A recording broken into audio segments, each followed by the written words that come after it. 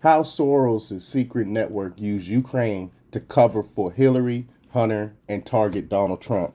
Now, this is big stuff to come out. This is from Matt Palumbo's forthcoming book that's going to be coming out that really breaks down what's going on with the history of George Soros. I also wrote an article at democrapublish.com that talked about the history of George Soros. But before we get into this, go ahead and hit that like button, share this out so we can get this information out, and subscribe if you're not already a subscriber. Also, hit that alarm bell so you know when I go live. And also check out my link tree that's in the description that has a link to my Patreon where I talk about all types of stuff where I can't talk about here. And also click my merch store. Check out my merch store. The link for that is also on the link tree where I have Let's Go Brandon t-shirts, I Will Not Comply t-shirts, all types of t-shirts. And it's all made here in-house, and every purchase that you make, it goes to fund what we're doing here. All right, let's talk about the news.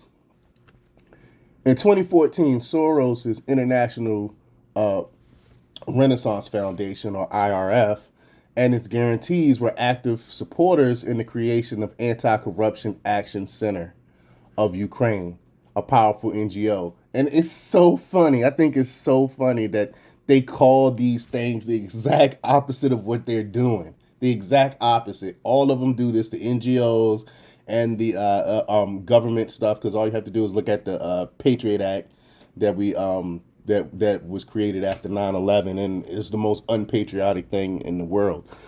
But through the end of 2018, 17% of AC's funding was coming from the Soros group. AC is run by Dara Kalinikit, an American educated lawyer.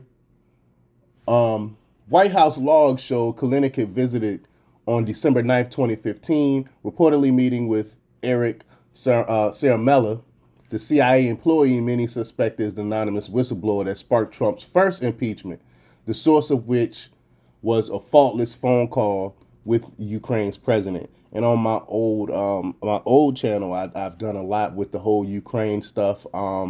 If you check out my link tree, it has a link to my Odyssey, which has all the old videos, on there.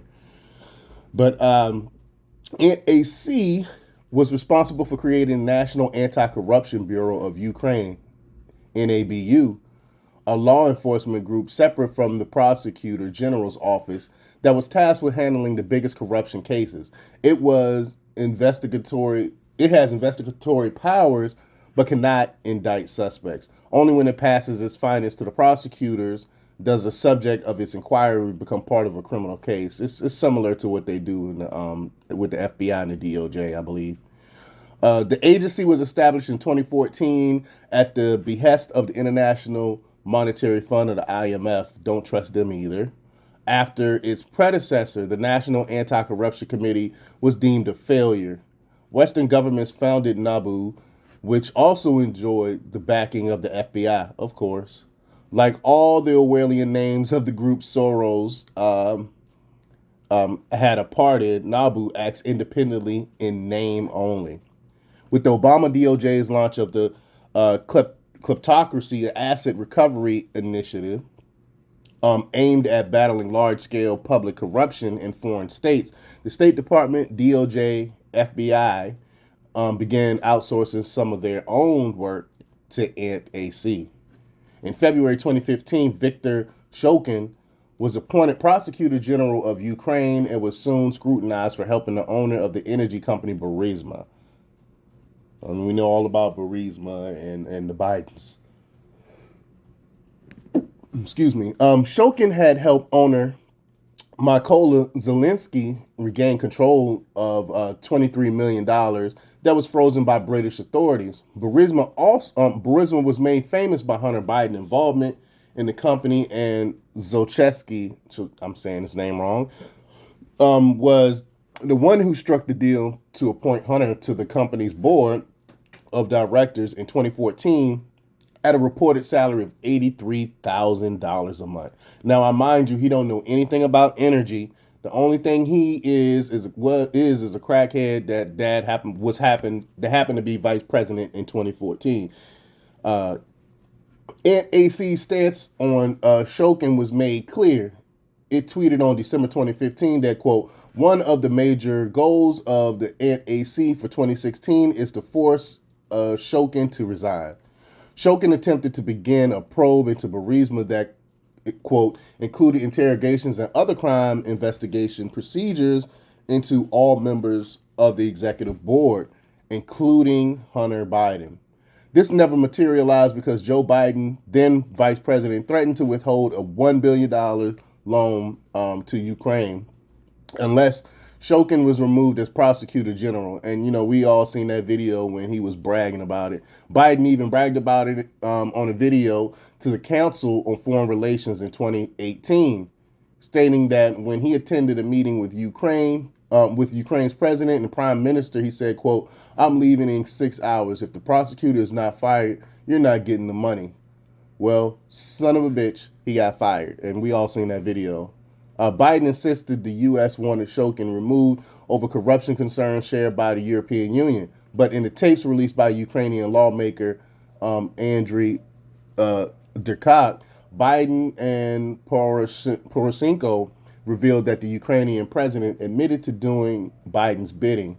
The quid pro quo is proven. That's why they call him Quid Pro Joe. In another recording from March 22, 2016, the two allegedly discussed who would be appointed prosecutor general of Ukraine and then who would be their eventual replacement. Former prosecutor Yuri Lutsenko was mentioned. The White House issued a press release confirming the pair talked again on this date. At the end of the call, Biden said, quote, I'm a man of my word, and now that the new prosecutor general is in place, we're ready to move forward to signing the new $1 billion loan guarantee. Derkach would later be punished for allegedly exposing Biden's call with Poroshenko. Of course he would. You can't go against the what are we going to call them? You can't go against, let's call them the deep state for lack of a better term right now.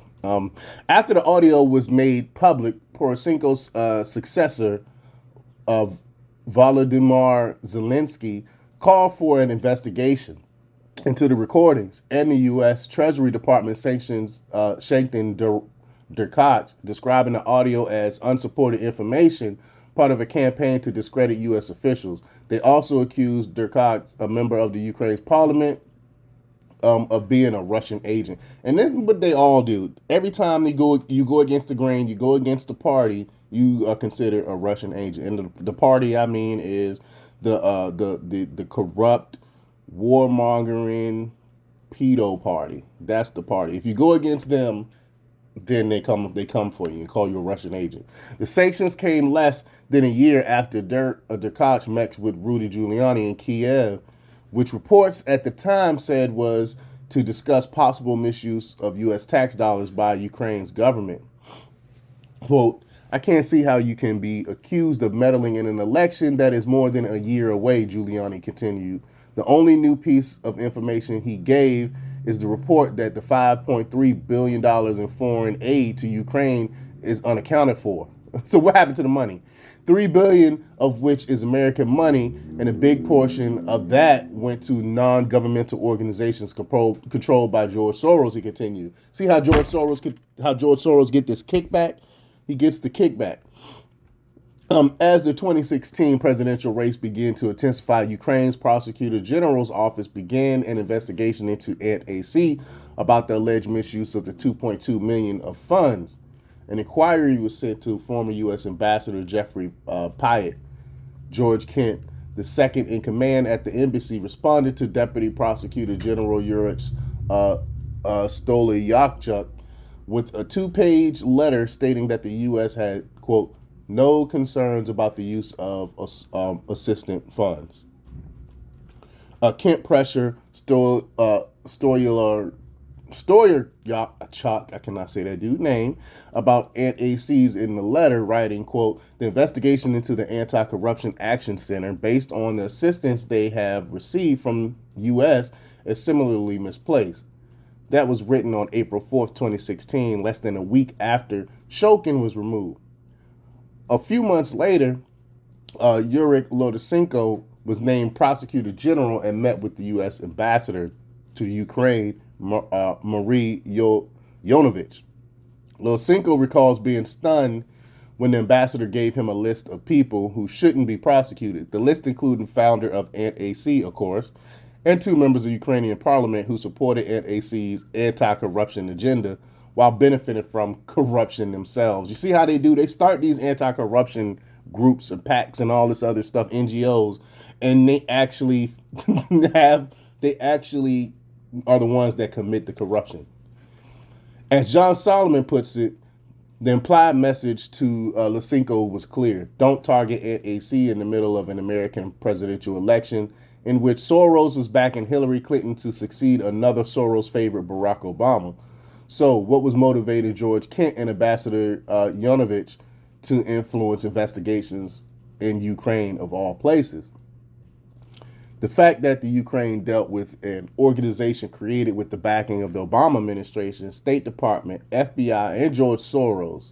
An investigation into ANT-AC could expose a whole chest of secrets, the least of which being that they're not all concerned with corruption like they claim. Memos uncovered by John Solomon from Soros Open Society Foundations before the 2016 election make that obvious.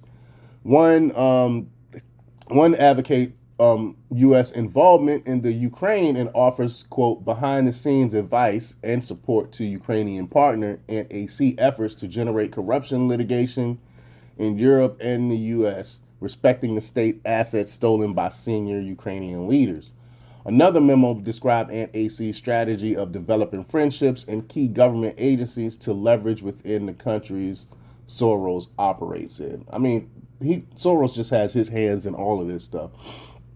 One such contact was Karen Greenaway, an FBI supervisor who was one of the lead agents in investigation Paul Manafort, lead agents in investigating Paul Manafort in Ukraine.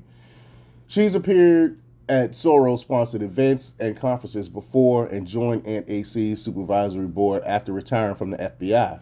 The FBI also separately confirmed her contacts with ANT-AC before she joined them, saying they were part of her, quote, investigative work. Sure they were.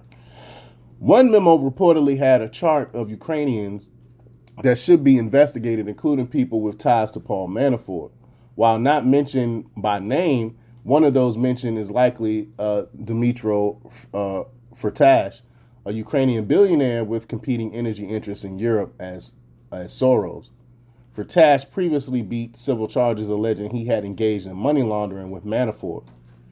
All of this pressure on Ukrainian prosecutors was happening in the spring of 2016 as Manafort joined the Trump campaign. Coincidence?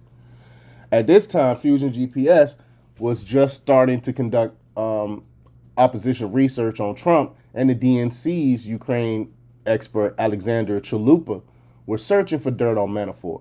Meanwhile, Soros-funded ANT-AC was looking to probe Manafort's Ukraine associates, and the U.S. Embassy was trying to stop any and all inquiries that risked derailing ANT-AC's work. When ANT-AC is having the potential to uncover more dirt on the prime contender to Hillary Clinton, the motivations became obvious. Prosecutor General Lodashenko himself suggested that the embassy applied pressure because it didn't want Americans to see who was being funded with our tax dollars. Quote, at the time, Ms. Ambassador thought our interviews of the Ukrainian citizens of the Ukrainian civil servants who were frequent visitors in the U.S. Embassy could cast a shadow on that anti-corruption policy. Another Soros-funded group targeted Firtash in 2018. The Open Society-backed Campaign Legal Center filed a complaint with the FEC alleging that Ukrainian businessman Igor Fruman and Russian-born businessman Lev Pernas created a shell company called Global Energy Producers, LLC, to anonymously donate $325,000 to a pro-Trump super PAC. The investigation that followed uncovered a $1 million payment to Parnas's wife from Firtash's lawyer. The hunt for any information that could possibly damage President Trump or for anyone connected to him was on now. And this was the whole start of the whole Ukraine stuff and the corruption and everything that went on with that. And I'm gonna be putting out more information pertaining to all this. A lot of this stuff I already knew from years ago and totally forgot. So I'm happy. I can't wait for this Palumbo book to come out so I can read the whole thing and jog some of my memory from a bunch of this stuff that I have found myself from the years of investigating this stuff myself. But let me know what you think about all this. Leave your comments down below. Like, share, and subscribe. And check out democrepublics.com for the latest in news. Until next time, peace.